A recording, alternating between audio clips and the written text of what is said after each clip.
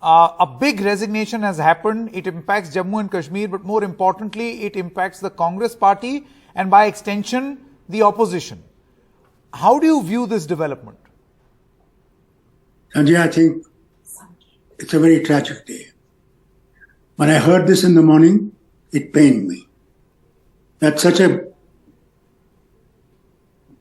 strong leader of Congress spent over 50 years, not only a leader, but family member of Gandhi family right from Indira Gandhi's time.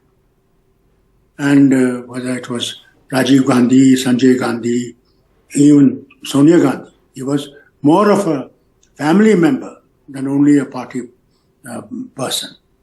This pained me. But when I read the letter showed me the anguish, the pain that Ghulam Nabi must have undergone to write that letter. Otherwise, he wouldn't have taken such a major step.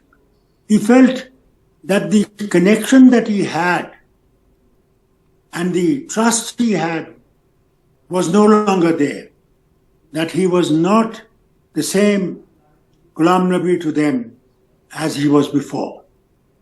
And he really crying from his heart for the sake of mending the party and strengthening the party.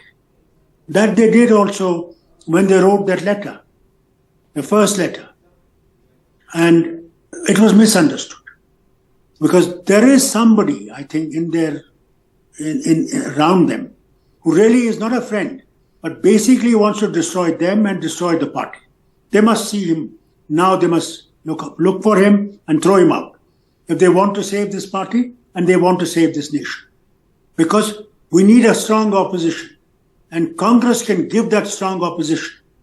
And the Prime Minister himself said that India needs a strong opposition so that if we make any mistakes, they can be corrected. We can stop. And that is what we need.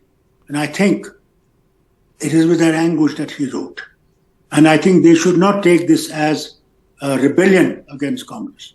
But they should take it as... You know, the reply from the Congress is that Mr.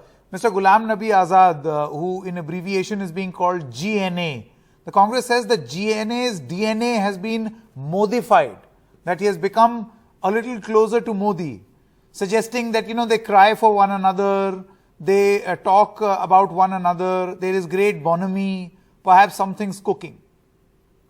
That is tragedy. Prime Minister praised him for his work.